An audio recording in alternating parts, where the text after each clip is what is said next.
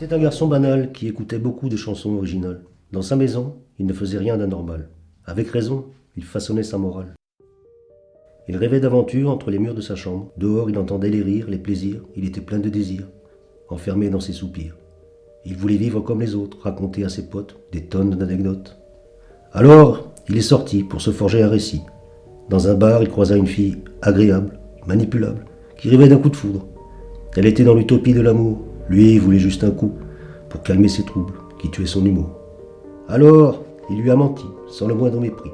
Ses mots sont de la poudre. Il a fait de fausses promesses, lui a donné des milliers de caresses, pour qu'elle se laisse mettre en laisse. Elle l'embrassa sans peine, car dans ses films, l'amour jamais ne cesse. Elle avait un sourire si doux, sa peau était comme du velours, rien à voir avec tous ces mecs relous, sans charme ni glamour. Alors, elle s'offrit en cadeau. Faut dire qu'elle le trouvait beau, mais un manque de peau, ce mec n'était qu'un salaud. Il rêvait d'aventure entre les murs de sa chambre, lui a murmuré des tonnes de désirs. Après quelques coups de plaisir, viennent les soupirs. Il s'est tiré sans rien dire. Il l'a laissé dans ses pleurs, dans la torture de la solitude. C'était une ordure, un voleur, un arnaqueur, un pilleur de cœur.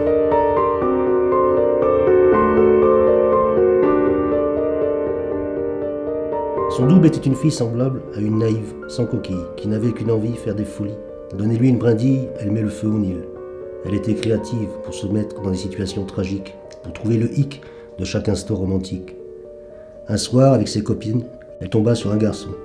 Elle en fit son Gaston, le traînant par le caleçon, lui murmurant des oui tout en criant non. Il suffisait d'un sourire pour qu'il soit charmé, il est tombé dans ses filets, sans rien remarquer. La ramenant dans son foyer, dans l'idée de tenter de l'essayer, pensant qu'elle avait craqué, que tout était fait. L'homme s'est réveillé, la demoiselle, aussi belle soit-elle, avait battu des ailes. Elle l'a laissée seule dans la torture de la solitude, sans rancune. Elle se disait sans bon sens que les hommes ne ressentaient pas le chagrin.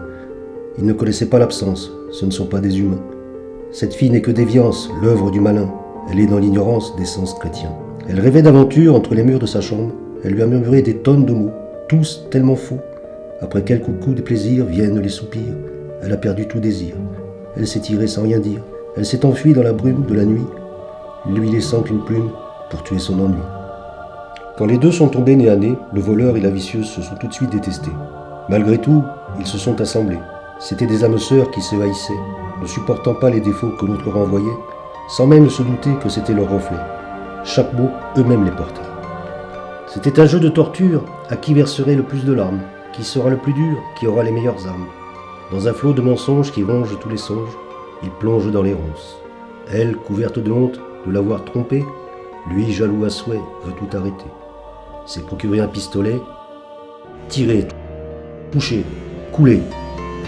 Le bal s'est déversé.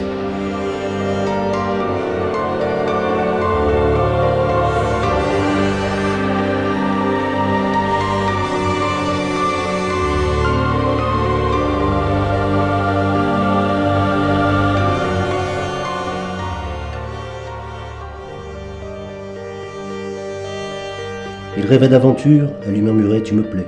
Entre les murs de leur chambre, ils se sont aimés. Dans les rues de novembre, ils se sont tués. C'était dans leur nature de se détester.